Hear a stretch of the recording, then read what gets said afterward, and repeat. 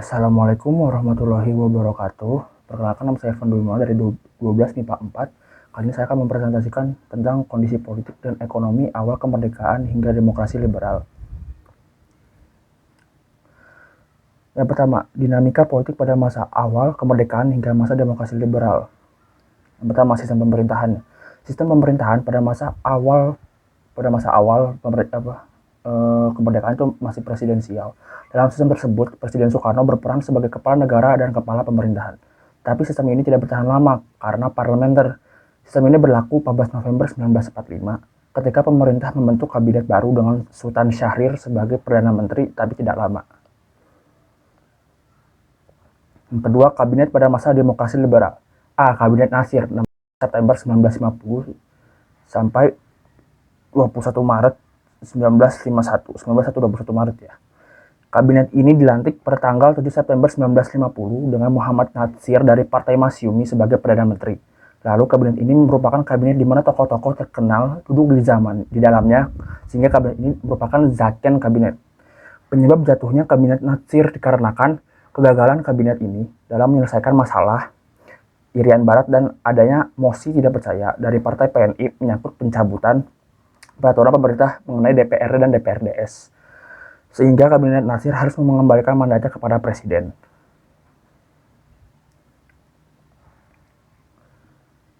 Lalu ada kedua, kabinet Sukiman 27 April 1951 sampai 3 April 1952. Presiden Soekarno menunjukkan Sidik Joyo Sukatro dari PNI dan Sukiman Wijosanjoyo Masyumi sebagai formatur dan berhasil membentuk kabinet koalisi dari Masyumi dan PNI. Kabinet ini terkenal dengan nama Kabinet Sukiman dari Masyumi, Suwirjo dari PNI yang dipimpin oleh Sukiman.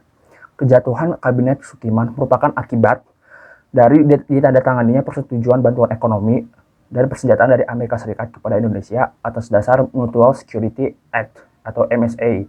DPR akhirnya menggugat Sukiman dan terpaksa Sukiman harus mengembalikan mandatnya kepada presiden.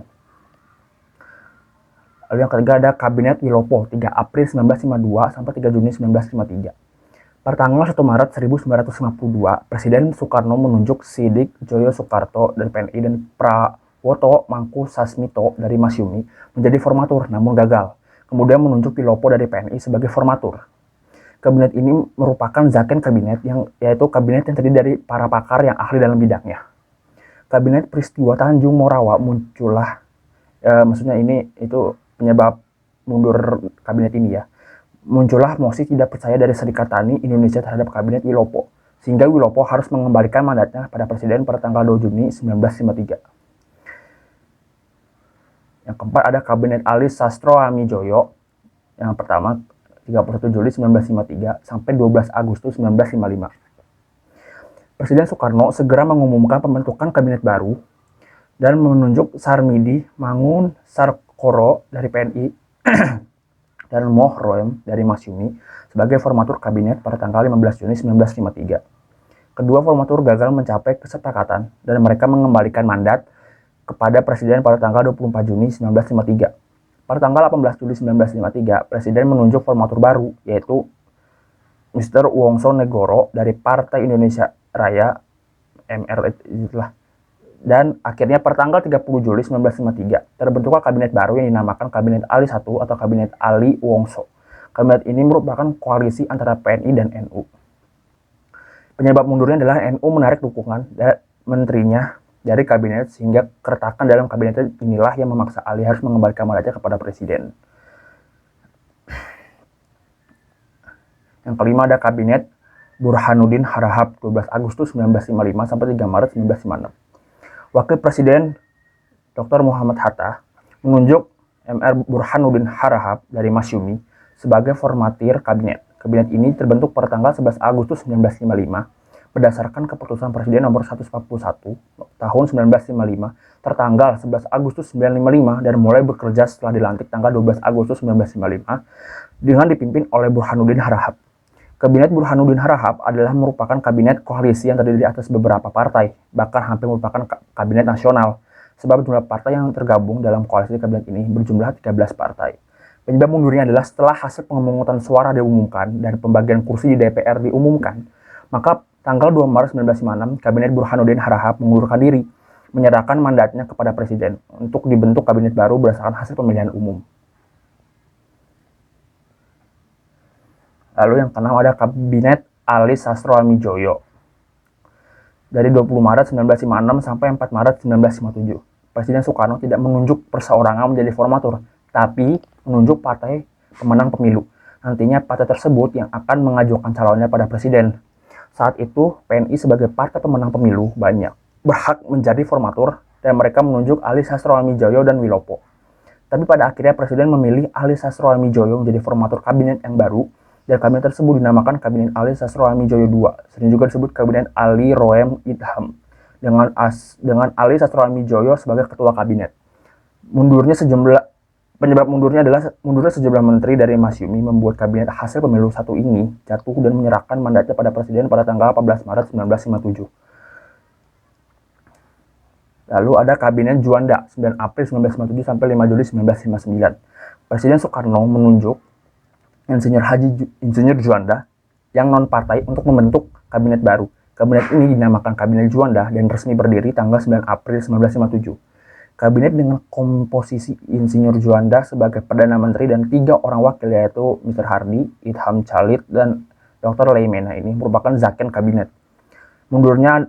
Penyebabnya adalah berakhir saat Presiden Soekarno mengeluarkan Dekret Presiden 5 Juli 1959 dan mulailah babak baru sejarah Republik Indonesia yaitu demokrasi terpimpin. Lalu ada sistem kepartaian. Pada masa awal kemerdekaan pemerintahan Republik Indonesia membutuhkan lembaga parlemen yang berfungsi sebagai perwakilan rakyat. Keberadaan parlemen tidak dapat dipisahkan dari partai politik. Yang keempat, pemilihan umum 1955. Pemilihan umum 1955 merupakan pemilu pertama di Indonesia. Pemilihan umum 1955 terselenggara pada masa pemerintahan Kabinet Burhanuddin Harahap. Pada pemilu pertama, 39 juta rakyat Indonesia memberikan suaranya melalui kotak-kotak suara yang telah disediakan PPI. 5. Kegagalan konstituante penyusun Undang-Undang Dasar. Pada 10 November 1956, Presiden Soekarno melantik 514 anggota konstituante. Tugas utama konstituante adalah merumuskan Undang-Undang Dasar baru, akan tetapi belum berhasil mengerjakan tugas tersebut karena yang pertama, Dasar Negara Pancasila diusung oleh PNI, PKRI, Permai, Parkindo, dan Baperki. Dasar Negara Islam diusung oleh Masyumi, NU, dan PSII. Dasar Negara Sosial Ekonomi diusung oleh Partai Murba dan Partai Buruh. Yang B. Dinamika ekonomi pada masa awal kemerdekaan hingga masa demokrasi liberal. Yang pertama, masa awal kemerdekaan, permasalahan ekonominya, yaitu hyperinflasi, menyebabkan nilai uang kertas mengalami kemerosotan secara berlebihan.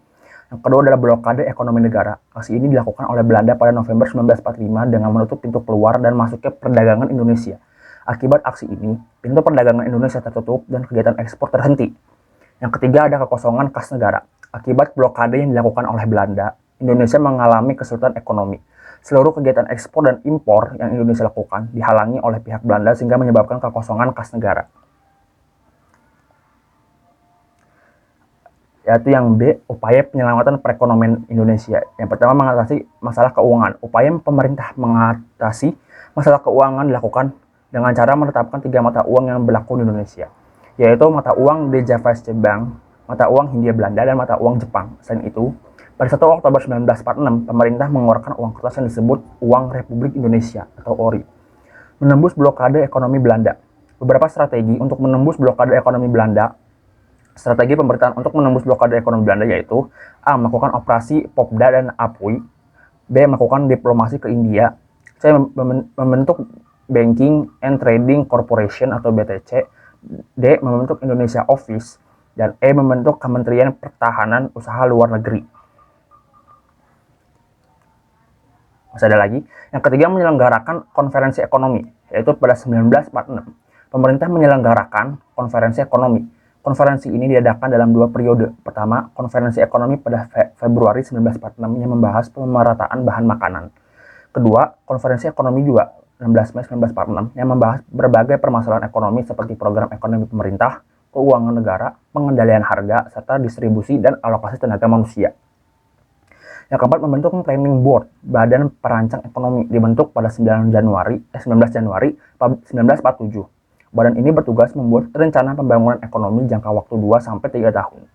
Yang kelima, melaksanakan Casimo Plan, yaitu rencana Casimo meliputi rencana produksi 3 tahun, 1948 sampai 1950 mengenai usaha swasembada pangan. Yang keenam, membentuk Persatuan Tenaga Ekonomi atau PTE. Dibentuk di Jakarta pada September 1945. PTE diketahui oleh B.R. Motik. Pembentukan PTE bertujuan menggalang dan melenyapkan individualisme di kalangan organisasi pedagang untuk memperkukuh perekonomian nasional. Yang ketujuh, melaksanakan program pinjaman nasional. Dilaksanakan oleh Menteri Keuangan Insinyur Surahman atas persetujuan BPKNIP. Pinjaman nasional dibayar selama jangka waktu 40 tahun. Dalam pelaksanaannya, program ini mencapai keberhasilan. 2. Masa demokrasi liberal. A. Pemikiran ekonomi nasional. Periode 1950-an, bangsa Indonesia berusaha menciptakan sistem ekonomi baru. Dalam menghadapi berbagai masalah pada komponen tersebut, Sumitro Joyo Hadikusumo mencoba mempraktikkan sistem ekonomi nasional pada sektor perdagangan. Sumitro Joyo Hadikusumo berusaha merangkul kaum pribumi kelas ekonomi menengah untuk menumbuhkan kelas pengusaha pribumi. Gagasan diwujudkan melalui Rencana Urgensi Perekonomian atau RUP, atau sering disebut Plan Sumitro.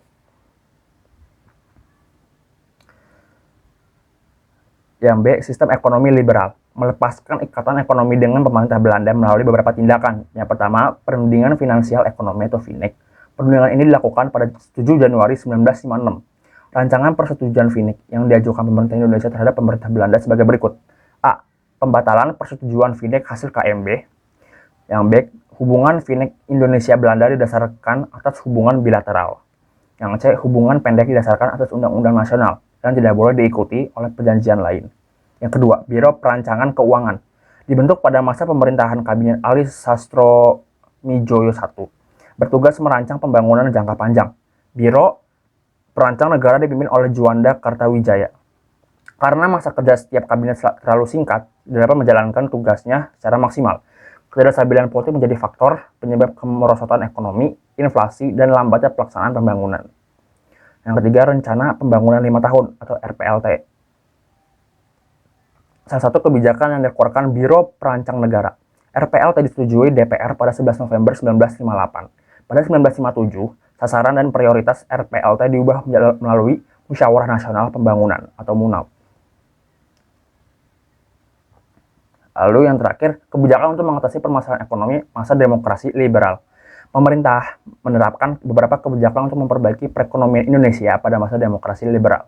Untuk mengatasi permasalahan ekonomi pada masa itu, yaitu dengan gerakan benteng, nasionalisasi perusahaan asing, dan sistem ekonomi Alibaba.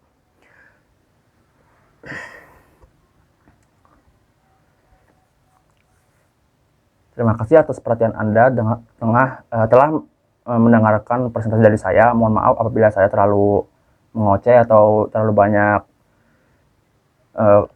kata-kata susah diucapkan. Saya mohon maaf.